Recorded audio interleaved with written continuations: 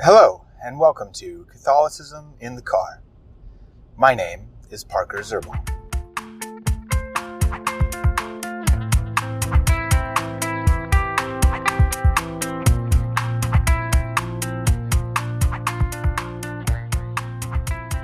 Alright, we are going to continue our discussion on social issues, and this one is going to be on contraception. Now, I gave 3 episodes. I think it was episodes 29 to 31, if you want to go back and listen to those, on an argument against contraception. And I mentioned last time that this was not meant to be like any sort of knockdown, inclusive type of argument, really just more of giving my thoughts on giving considerations on why people, should consider using or not using contraceptives. So that was episodes 29 through 31. It was 3 separate episodes, kind of 3 parts to the topic. But I want to continue here and just discuss this on a more societal level instead of a philosophical argumentational level, if that's a word, argumentational. I don't know. But I want to just kind of discuss this topic a little more. So as we discussed last time, contraceptives kind of were, they flow out of the allowance for specifically no-fault divorce and remarriage. Because it really, divorce and remarriage, really, they make fornication, they make adultery, they make them much more of, wow, I'm really struggling with words here, guys, I'm sorry. Divorce and remarriage makes fornication and adultery, basically live options for people. Because once you especially allow no-fault divorce, or you can get divorced for no reason whatsoever, it basically, turns marriage into a dating relationship. And if all that we have are dating relationships, then there's no such thing as then there's no such thing as fornication or adultery, because you have to have marriage to have fornication or adultery. Those things are specifically in reference to marriage. Fornication being the sexual act before marriage, before someone is married, and then adultery being the sexual act with another person whom one is not married to when one is married. Okay, so open divorce and the subsequent remarriage that easily will happen from that allows for fornication and adultery to occur much more easily within a society. They basically become they become allowed, really, once divorce is allowed.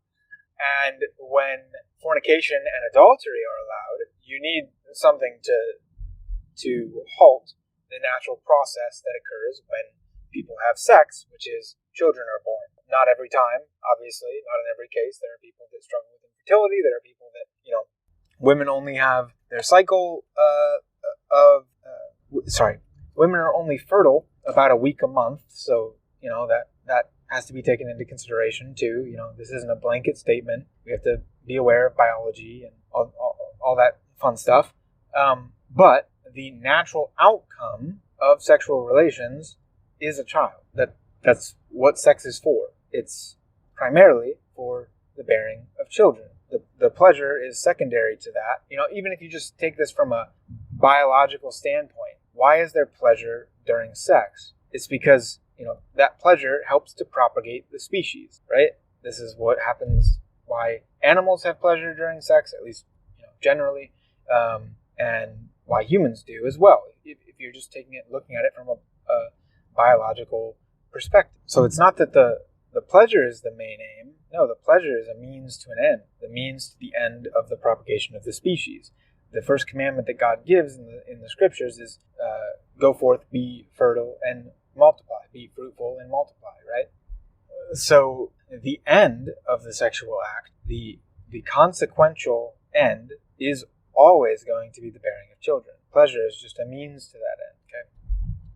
So when fornication and adultery are now allowed in a society, you need a way to curb the consequences of the sexual act. And that would be contraception. Contraception would not have gotten off the ground if it wasn't for the allowal through divorce and remarriage, the allowal for thus fornication and adultery. If we were still living in a society where it was expected that people that got married would stay together for life and they would have only one sexual partner for their entire life, and that would be their married spouse, if that was the societal expectation, we wouldn't have a whole ton of use for contraceptives. Really, we wouldn't. If we had a society where people saw children as a blessing instead of a curse, there wouldn't be much of a need for contraception. And people will say, oh, well, it's because of economic issues. It's because of the suffering and poverty. You don't think, my response to that would be, you don't think that many people in third world countries who have very large families, because, they're basically living a natural, the natural view of sexuality out of necessity, you don't think those people are able to make it by? Of course they are. You don't think the vast majority of people throughout history who have had large to fairly large families because contraceptives were not readily available, you don't think that they didn't want, you don't think that they were struggling with poverty and financial matters? Of course not. Of course they were. But they made do, because the outcome of bringing a child into the world, bringing multiple children into the world, even just from a natural point of view, take away religion from the conversation. Is it good to bring people into the world? Is that a good thing? I would argue yes, because humans are inherently good. Why aren't humans inherently good? Well, that's a whole other ball of wax that I think I've covered in some episodes. So I think I did a video recently on that. One of my first YouTube videos was on that. Why are humans inherently good? Kind of looking at the different options to that question. So, yeah, if you don't believe humans are inherently good, then you probably won't end up believing that children should be brought into the world, and thus, you won't see the value in having children or having many children. So anyway, that's kind of an overview of the topic of contraception, some sort of societal factors that go into it, some reasons I think that that contraceptives have become so popular in recent years, even among religious people. The Catholic Church, as I've said, is really the last holdout on this, where they at least say on the books that contraception is not to be used for the sake of preventing the conception of a child. Right now, contraceptives can be used. They're not inherently evil. They can be used for the sake of medical purposes, right? Regulating periods and all that sort of stuff. But for the sake of blocking the conception of a child, that's where the Catholic Church would say that contraceptives are wrong, because they are contracepting. They are against the inception of a child in the womb, right?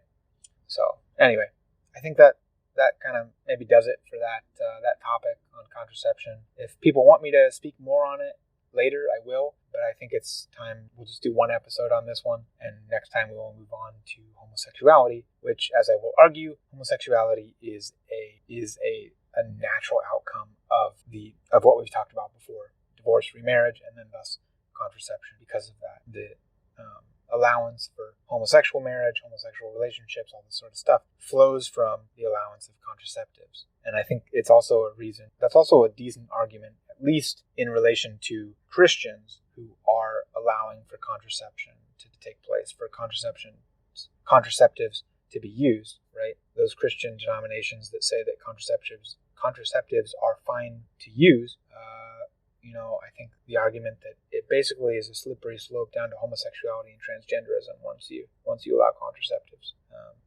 And I think that's what basically every Christian denomination before 1930 with was that the Lambeth Conference? No, not Lambeth. I'm forgetting the name of it. There was an Anglican conference that happened, and they were basically the first ones to allow for contraceptives, the first Christian denomination to allow for it. So I apologize in this episode, guys. I've been kind of all over the place trying to get my words out. I don't know what's going on, but forgive me for that in this episode. All right, we'll see you in the next one talking about homosexuality. See you next time.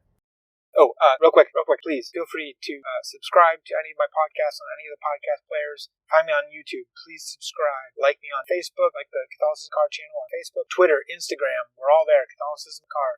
And then I also have a Patreon account if you wish to support what I do at this podcast and this YouTube channel. And you can also support us on Anchor.fm. There's a support button there you click on. I also have links to all this on my website's support page at www.catholicisminthecar.com.